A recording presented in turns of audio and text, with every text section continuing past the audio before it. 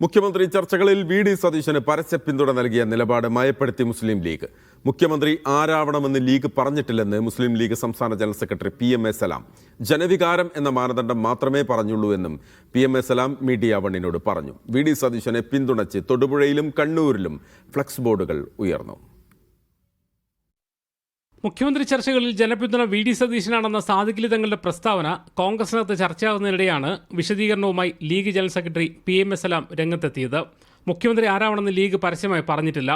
പറഞ്ഞത് പരിഗണിക്കേണ്ട മാനദണ്ഡത്തെക്കുറിച്ച് മാത്രമാണ് പറഞ്ഞതെന്ന് പി.എം.എ. സലാം വിശദീകരിച്ചു. അല്ല, ഞങ്ങളുടെ അഭിപ്രായം ആരാണ് എന്നുള്ള അഭിപ്രായം ഞങ്ങൾ പറഞ്ഞിട്ടില്ലല്ലോ. ഞങ്ങൾ മാനദണ്ഡമൊക്കെ അല്ലേ പറയുന്നുള്ളൂ. അത് UDF ആണോ കേരളത്തിൽ മുഖ്യമന്ത്രിയെ നിശ്ചയിക്കുന്നതും നിയമിക്കുന്നതും UDFന്റെ മുഖ്യമന്ത്രിയായിരിക്കും.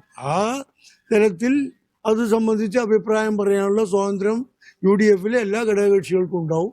അവർ കോൺഗ്രസിന്റെ ഉന്നതരായ നേതൃത്വം ഹൈക്കമാൻഡ് ഞങ്ങളോട് അത് സംബന്ധിച്ച് അഭിപ്രായം ചോദിക്കുമെന്ന് തന്നെയാണ് ഞങ്ങളുടെ വിശ്വാസം. വെള്ളാപ്പള്ളി നടേശന്റെ വിമർശനത്തിനുള്ള ലീഗിന്റെ മറുപടി ഇങ്ങനെ: മുസ്ലിം ലീഗ് ഒരുപാട് കാലം കേരളത്തിൽ ഭരണകക്ഷിയായിട്ടുണ്ട്. എന്ത് അരാജകത്താണ് കേരളത്തിൽ ഉണ്ടായത്?